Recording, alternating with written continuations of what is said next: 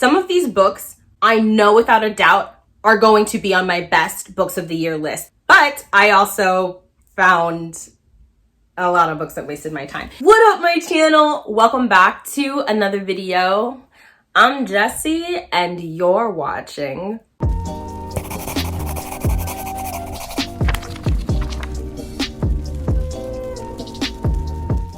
Okay, I am actually completing a wrap-up somewhat on time. Who are they? I am here to talk to you about all of the books that I read in March. And March was my best reading month that I've ever had in my entire life. But I also had a lot of books that wasted my time. So you're probably wondering, okay, then what is the truth? And when I say it was my best reading month, I mean I got to all the books that I wanted to read. I was able to dissect them the way that I wanted. I read diversely across the BIPOC spectrum. I just had an amazing reading month. Now, before we hop into the nitty-gritty of this bookish wrap-up, I want to give a big shout out to the sponsor of today's video, none other than Book of the Month. Book of the Month is an e-commerce subscription where every single month you can pick through the books featured. They always offer 5 selections for you to choose from and will send your book of choice to your doorstep in this nice blue box. I freaking love how committed Book of the Month is to ensuring that they're offering books of different genres and different author perspectives, which is great for readers who like to read multiple types of genres. Let's say you're in a romance mood one month, but you're in a thriller mood next month. Book of the Month is still going to have a selection for you to choose from. Even if you're not in the mood for reading that month, Book of the Month is still a really great option because they allow you to skip months in your subscription with absolutely no cost to you. They are also a risk-free subscription, which we absolutely love to see. They literally have a team who goes through the hottest, most anticipated new releases and offers those books to you so that you don't have to do the labor of trying to figure out what new releases are coming out and picking the ones that you really want to read. Book of the Month does that work for you, and I absolutely love to see it because who has the time? I cannot stress how much I love that the books that they feature in their box are not only new releases or anticipated upcoming releases, but you get hardcover editions of those books at a rate that you cannot get anywhere else. With this box, you are literally saving money and still getting the hottest releases in a beautiful hardback. It's simply not something that you can beat. So I am really excited to show y'all the books that Book of the Month is featuring for this month in April. And I always really enjoy their selections, but this month in particular, the books that they're featuring are all ones that I literally cannot wait to get through. And most of them are books that I didn't even know were coming out. I would not have known about these books if it wasn't for this subscription. And on top of that, they also have premises that are so wildly creative. It's just so cool. So the first book that we have here is People We Meet on Vacation. This is a book about 2 friends who every year they go on this epic vacation together. They've done it for 10 years now, and then 2 years ago their last vacation went horribly wrong, and their friendship dissolved as a result of that. But one of them approaches the other and is like, you know what, I think we should take one last vacation together. I am so excited about this because I love the road trip trope. I love the vacation trope. I also love platonic friendships. I love friendship representation. I literally cannot wait for this book. Then we have Arsenic and Adobo. Y'all, okay, look, the Latinx person in me is thriving, like jumped out of my skin and started doing the bachata. Okay, I am so ready for this book. This is contemporary, it's got some mystery, it's all the things that I'm wanting in a book and just this gorgeous cover. So this book is about Lila, who is recovering from a horrible breakup. She is trying to save her tita's restaurant, and her boyfriend, her ex-boyfriend, shows up, and he is a notorious vicious food critic. And when he dies unexpectedly, when he's murdered, the police are looking at her as their prime and only suspect. Then we have What Comes After, which takes place in a town where 2 teenage boys who are star athletes both are murdered unexpectedly. And this 16-year-old pregnant girl kind of just emerges from the wood and ends up staying with the families of those 2 boys. Then we have Liberty, which I know a lot of people are anticipating. So this is a really good chance to get this book for cheap in a beautiful edition. It's described as a coming-of-age tale of a dark-skinned Black girl who is living in Reconstruction-era Brooklyn, and her mother is a physician and is forcing her to also be a physician, but she has aspirations to be a musician. Then we have The Hunting Wives, which also has such a creative, unique premise. It is about this woman named Sophie. She ends up getting involved with this group of women known as the Hunting Wives. They go out to a range and they shoot guns at night and get drunk. So she's like, yep, count me in. But when a body is uncovered at the site of where these wives hang out, she finds that she's got in for more than she's bargained for. Those are the books that Book of the Month is featuring this month in April. Like I said, I mean, you could just see for yourself. Those selections are top tier. My biggest issue is going to be figuring out which of those books I want to read first. If you would like to sign up for a Book of the Month subscription, you can get your first box for $9.99. Now, their subscription cost is usually $14.99, so you're saving even more money, and you can get that using the code SPRINGFUN, which I will leave in my description box. It is time for us to get into the video. In the beautiful month of March, I read a total of 14 books, with my page count coming in at 4,432 pages. I had 7 5-star books, 1 4-star books, 2 3-star books, 1 2-star books, and 2 1-star books. All of those books came out to have an average rating of 3.5. As far as my genres read, I read 2 fantasy books, 1 science fiction book, 3 literature books, 2 historical fiction books, and 6 contemporaries. As far as the mediums, I read all of these books in the physical form, and one of them came from my local library. And finally, for the target audience of these books, 3 of them were targeted toward young adult readers. 1 of them was geared toward middle grade aged readers, and 10 of them pandered to adult readers. And now that the statistics of my reading month have been completed, I finally get to talk to y'all about my opinions on these books. Let us just start with the young adult literature. The first book that I'm going to be gushing about like a geyser is Dream Country. Kali is a refugee Liberian American living in Minnesota. He is suffering from constant bullying from the Black American teenagers at his school,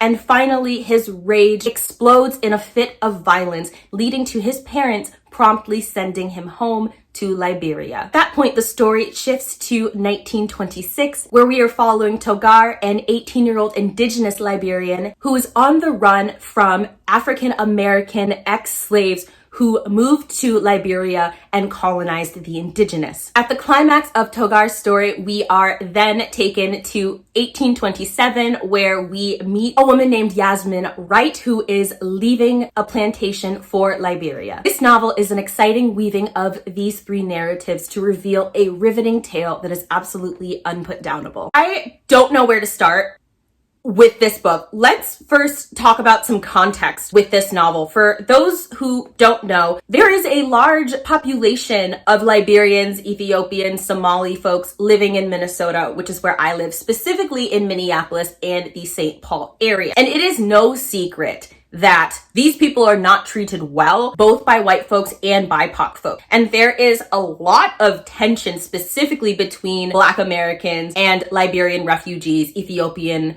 refugees, Somali refugees. The way that I have seen these refugees be treated is absolutely disgusting, and that's only from me catching glimpses. So imagine what it's actually like to live as a Liberian refugee in Minnesota, specifically Minneapolis, St. Paul. So this book looks at that relationship and how it affects teenagers, which is so important because there is very little discourse about the hate that these refugees face in Minneapolis. Even now, as we're having so much discourse about Minneapolis police and the violence that they have wreaked upon Black communities, Indigenous communities, and Latinx communities, specifically in Minneapolis. Refugees, Black refugees specifically, African refugees, are just invisible in that conversation, left out of that conversation entirely, when this is an issue that deeply impacts them as well. Yes, I realize that all of that falls under the Black Lives Matter umbrella, but we still need to have specific focus on Black non-Americans.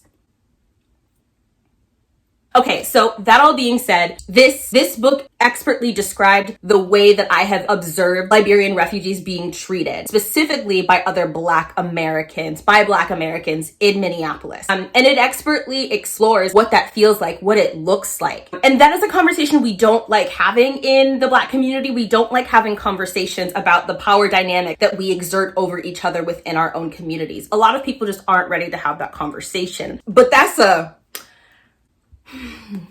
whole other video.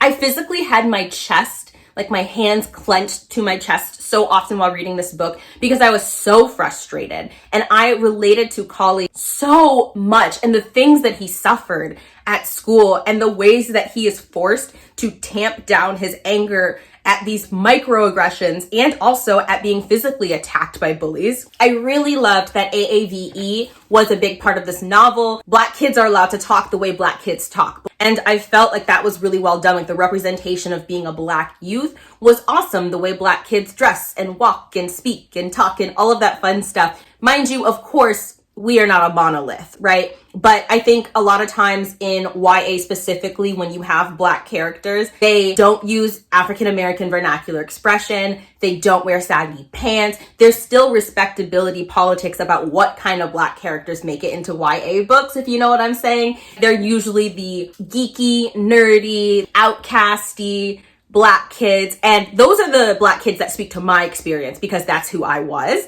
That's who I am now. Like that's also who I grew up to be. But that doesn't change the fact that I still want to see representation for hood Black kids. There's space for both types of Blackness. The other thing that I can definitely say about this novel, as I really enjoyed it, was the way that the storytelling was told. She knows exactly when to jump to another point in the story. She knows how to keep you interested. All of the perspectives were so well done. I was really concerned about how the historical scenes would be, if the historical characters would feel as real and interesting as Collie did. I had 3-star vibes through the whole book. The writing contains amazing themes and fantastic execution of the author's intent. I still was not impressed enough to let this be a favorite book or let it become a 5-star read.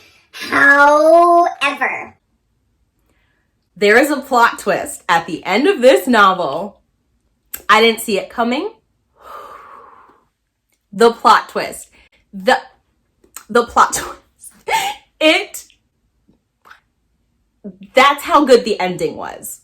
5 out of 5 stars. Also, definitely one of my favorite books of all time now. And now I get to review one of my most anticipated releases of 2021, which is Can't Take That Away. Can't Take That Away tells the story of Carrie Parker, who has dreams of being a diva. Carrie's life is turned upside down when they audition for the school play and win the spot for Elphaba, otherwise known as the Wicked Witch of the West. But as a result of being cast as Elphaba, a wave of violent homotransphobia comes their way, and when they are kicked out of the musical, it leads to a social media and news storm that forces everyone to confront the reality of trans teenagers. This book is one that I have really deep mixed feelings about. So I'm going to talk about the good, and then I'm going to talk about the bad. The good. The banter was phenomenal. I just flew through because the banter is so deeply enjoyable that you want to continue consuming. I thought the characters were pretty interesting, specifically the main characters.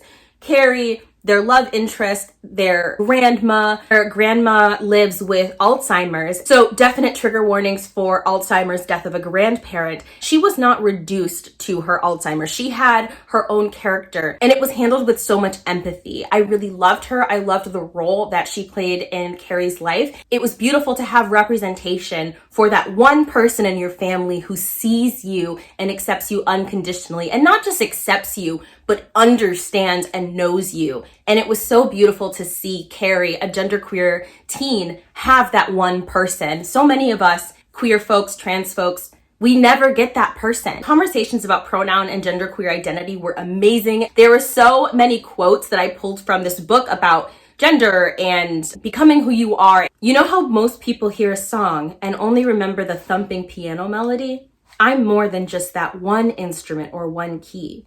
I exist in between notes with backing vocals and lush harmonies. There are so many quotes like that that really spoke to me as a non-binary person. I just really enjoyed it. Now, the things that I didn't like about this book, the advocacy for Carrie's character, for what Carrie was suffering and going through, all of the burden of doing that organizing went on the shoulders of the only two BIPOC characters in the novel. Their characters were not built up in any way. Their characters literally existed to do this labor advocating for a white genderqueer teen. And while there's nothing wrong inherently with BIPOC queer folks advocating for white queer folks, that's great, absolutely. Especially if you have a good relationship with that person. We have to be here for each other as a community. My issue with it was that their characters were not built up outside of doing that labor. And Carrie got the credit for, the protests, and none of that credit went to the BIPOC people who made that possible. I didn't like that. I also really didn't love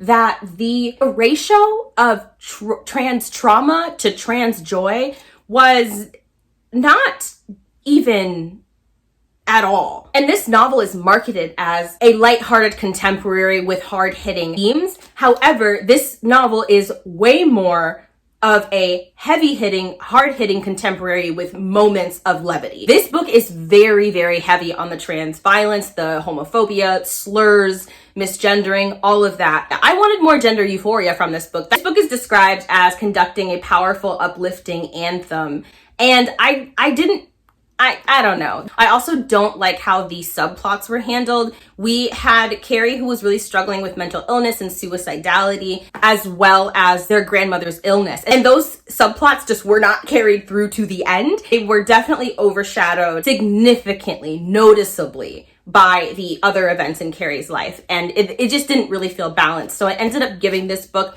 3 stars. And I also got to read Elazoe, amazing spiritual realism and fantastical story by an indigenous author centering a young girl named Elazoe who is Lipanapache, trying to live up to the ancestor that she was named after. She lives in a version of America and is able to raise the ghosts of the dead, but the indigenous are not the only people with power in this society, with magical influence in this society, and there are forces at work who are using their power for more harm than good. This is a debut novel and it is speculative. I'm so excited to see more from this author. It was beautiful and you could tell that this was written truly for indigenous readers. The myth and the lore represented in this novel was so beautiful. It gave me a lot to research and think about. Elazoe, I thought that she was a brave and empathic and just really beautiful character inside and out. And I think my favorite thing about this novel was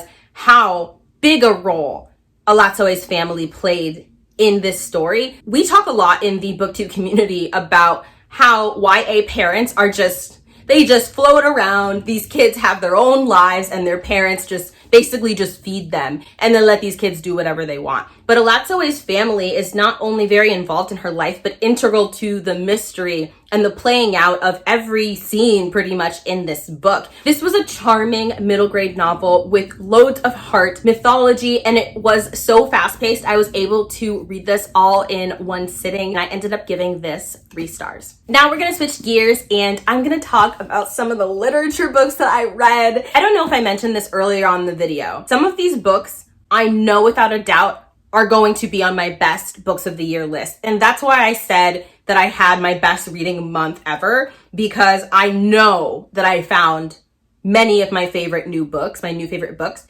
but I also found a lot of books that wasted my time. So we're going to talk about one of my new favorites, which is Hamnet. This was my first of Maggie O'Farrell's works, and I literally cannot wait to binge read the rest. Oh my God, this book was so good, y'all. Set in England in the year 1850, centering the Black Death, we are looking at a family who lives on a farm and their lives are turned upside down when the plague visits their home. The story begins when a young Latin teacher falls in love with an extraordinary woman who strides into his life from the woods. She is rumored to be the town witch. When they fall in love against all odds, they marry and end up having children. But both of these people, despite the fact that they are wildly in love, have deeply haunting and torturous pasts. Then you introduce heavy elements of spiritual realism in this novel to create an immovable portrait of family, loss, grief, and the unbreakable bonds between people who refuse to be disconnected. I knew something about this book was special. I had this weird intuition, like the book itself spoke to me and it said, I'm for you. And I love that I trusted my intuition and requested this from the publisher because it is now one of my favorite books of all time. Let me just say that the writing in this book is stellar. It is perfect. It is beautiful. It is immaculate.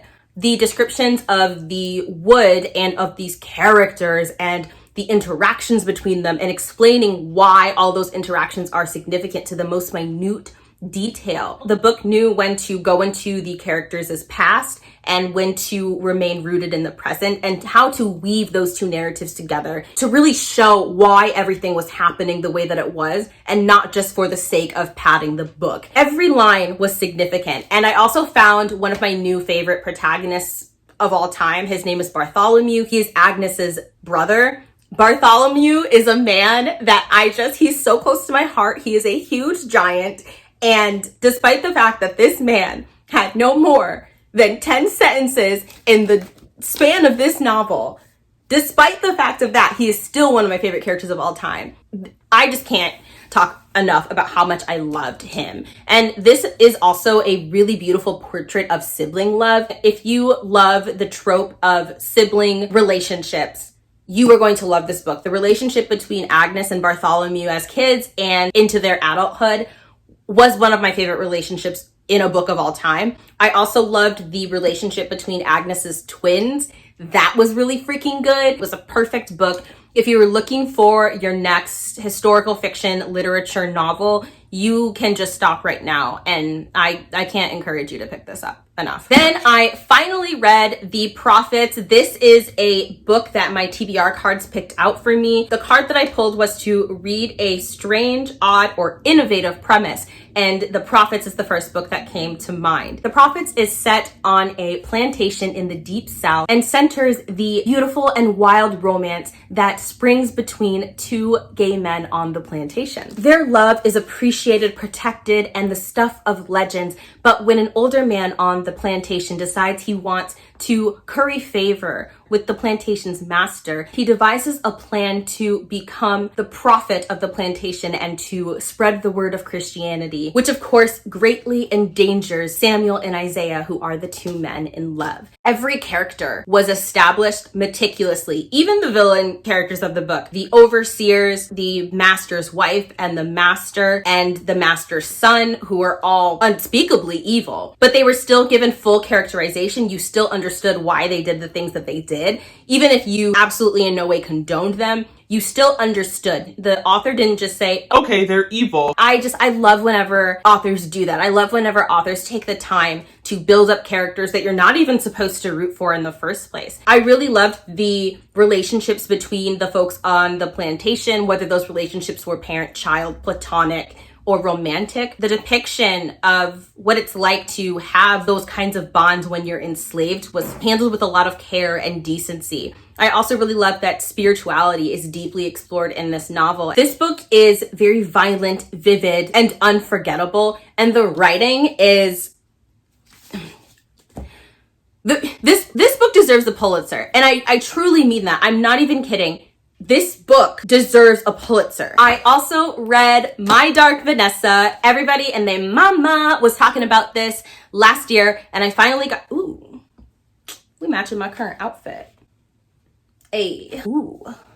Ah. Please don't unsubscribe. My Dark Vanessa is an unflinching contemporary that follows a young girl who gets into a relationship with her teacher in high school. Then skips forward 17 years later, and several girls come out as being abused by this teacher, leading Vanessa to re-examine her first ever relationship and her first love with fresh new eyes in an unflinching exploration of memory and trauma. By the way, I gave The Prophets 5 stars in case that wasn't glaringly obvious. I'm just going to say it though. This book was a 5-star read for me. And this was another book that was similar to Dream Country. While reading it, I was like, okay, 3-star. It wasn't until we got to the ending that there was a plot twist, a character reveal, and it 5 stars. This is a book that is difficult to talk about because it explores deeply traumatizing subject matter, withholding nothing back, absolutely nothing back. We get to explore the pleasure that Vanessa experienced at the hands of this teacher. We explore how she looked at and felt about this relationship. We explore how much she resented these girls for coming forward and refused to look at this teacher as a predator. And none of that is a spoiler. We start the book with her being like, yeah, I was not abused. I consented to this relationship. I don't know what the big deal is. And I thought that was really important because there are a lot of women who've been in predatory and toxic relationships, but don't see those relationships as been abusive. So I think that this book was written for those individuals. And I think that those people just need to be included in these conversations. We can't just have one perspective. That doesn't benefit anybody. The writing relied heavily on Vanessa to convey the tone. She has this sardonic, pessimistic, kind of simplistic way of narrating. She does not waste any time with exposition or frills, and that created this tone that was kind of dark and bleak and very straightforward. However, as you read, you come to realize that Vanessa is not necessarily the most reliable of narrators. And that's also not a spoiler either. Early on, we get to see things very clearly that Vanessa is completely unable to see herself. And that was very well done. I just loved how the conversations were handled in this book, and I ultimately gave it 5 stars. Another fantastic literature book that I read in the month of March, which did win the Pulitzer, is The Nickel Boys by Colson Whitehead. This was on my December TBR and was predicted to be one of my favorite books of 2020. And I very much suspect that this is going to be one of my favorite books of 2021. In The Nickel Boys, we are following a boy named Elwood who was growing up in Tennessee in the 1960s. Elwood has his whole life ahead of him. He is bookish and studious, well-behaved, and has aspirations of attending college. But when a judge sentences him to a reformatory school for boys where violence lurks at every corner, Elwood gets involved with a boy named Turner, and their friendship has devastating repercussions. Now, this book is based on the true story of the reformatory school that operated for 111 years that traumatized literally thousands of children. But this book is not just based off of that reformatory school, but on the history of reformatory schools in the United States. Many people don't know that reformatory schools were something that Black kids, and not just Black kids, were sentenced to. And at these schools, these children would be violently beaten, oftentimes to the point of murder, and they would simply just be buried in the backyard. They would tell these kids as families that the boys just ran away. Absolutely no judge was going to launch an investigation. I wouldn't classify it as a horror novel, but this novel is horrific. And the descriptions of violence, it was a quick read. It didn't waste time trying to pad itself. It presented the story, it built up the characters, it said, hey, this is the idea I want to execute, and it managed to do so in 200 pages. In 200 pages, we lived a lifetime. This book was going to be a 4.5-star read for me, again, until the ending. The plot twist at the end of this book shook me to my very core. I gasped so loud that I swallowed my damn tongue. Let me know if you want to see a video on the most shocking plot twists ever, because I would be interested in making that video. 5 out of 5 stars. Now I'm going to talk about the science fiction book that I read in the month of March, and that is The Power. This was a book that was one of the Feminist Book Club picks in 2017, I believe, and it has gotten glowing reviews, frequently described as a modern-day Handmaid's Tale. The Power tells the story of what happens when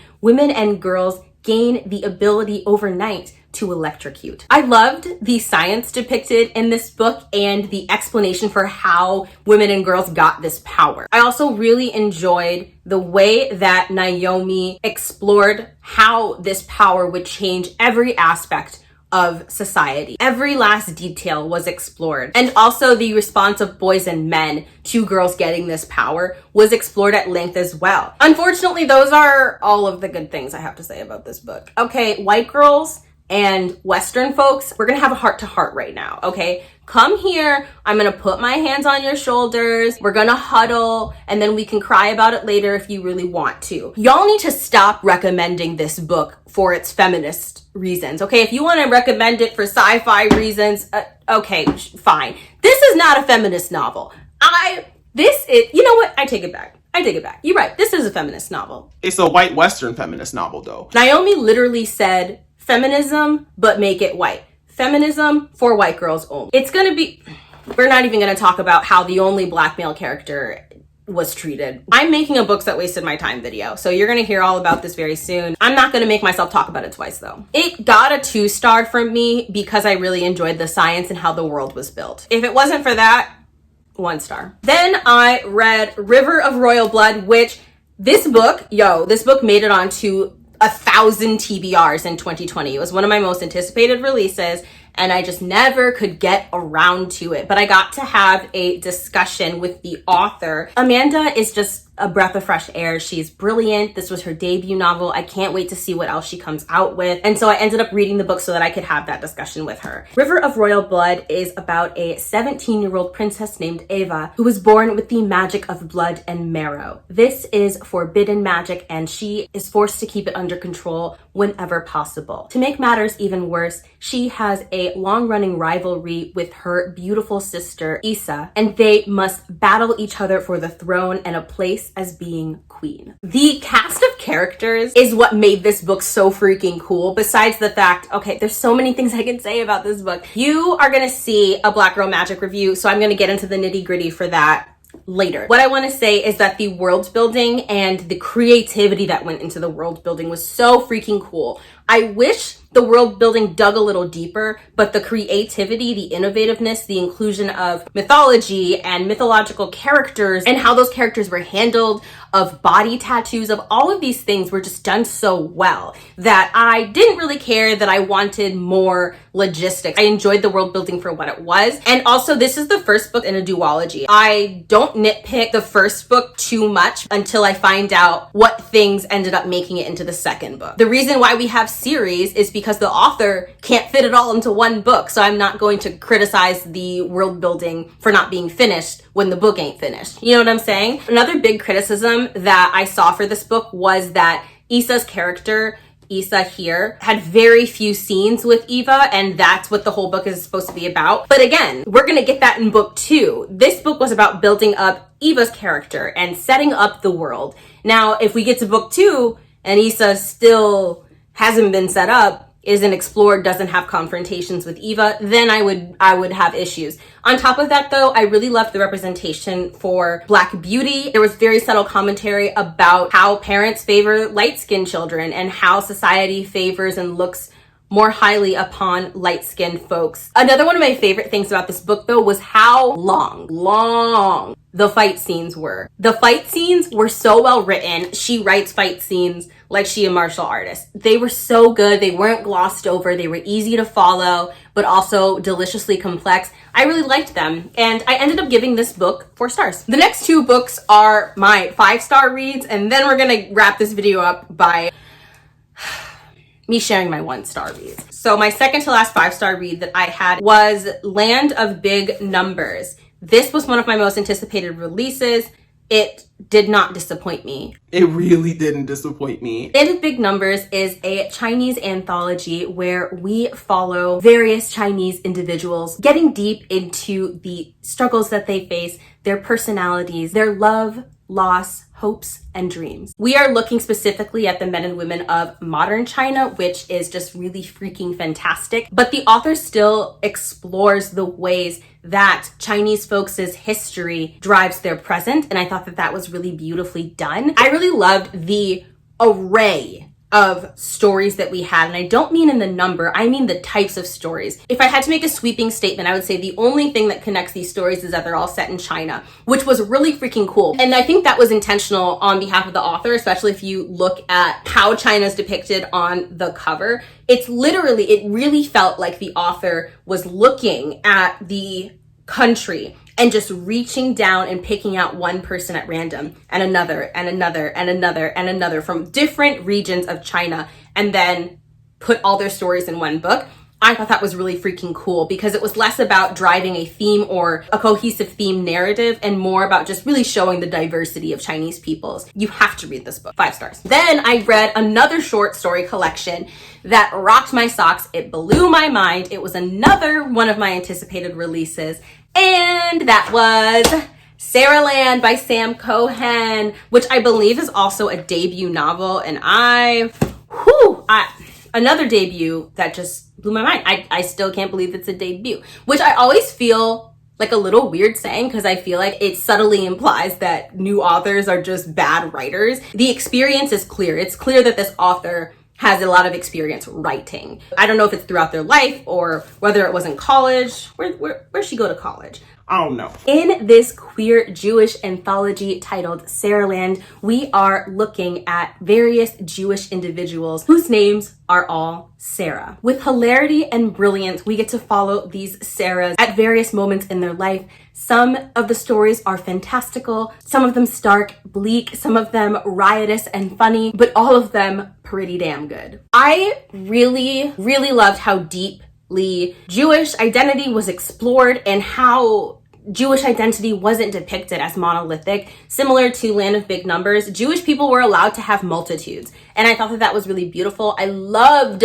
how queer this book was. I didn't know that it was queer going into it. It was Q to the U to the E. To the E to the R. It was so freaking fantastic. I loved the writing. I loved the creativity. There also is a story that centers sex workers in here. It just truly is so freaking good. You have to read this book. I'm gonna wrap this video up by showing off 3 books that you are going to see books that wasted my time videos for. I'm not gonna talk about them here because like I said, you're gonna get a whole video on them. So the books are Black Buck, which was an anticipated release, The Ancient Nine, was awful, and Monsieur Pain. All right, those are all the books that I read in the month of March. Don't forget to check out the Book of the Month subscription service, and you can get your first box for $9.99 using the code SPRINGFUN. If you made it this far into the video, which you deserve a medal for, comment down below with the word Liberia or the Liberian flag in honor of this incredible book centering Liberian life that everybody needs to read. That's gonna do it for this video. If you want more content from me, you can follow me on my Instagram, but all of my social media links will be in the description box below. Stay safe, wear your mask, and I can't wait to see you in my next video.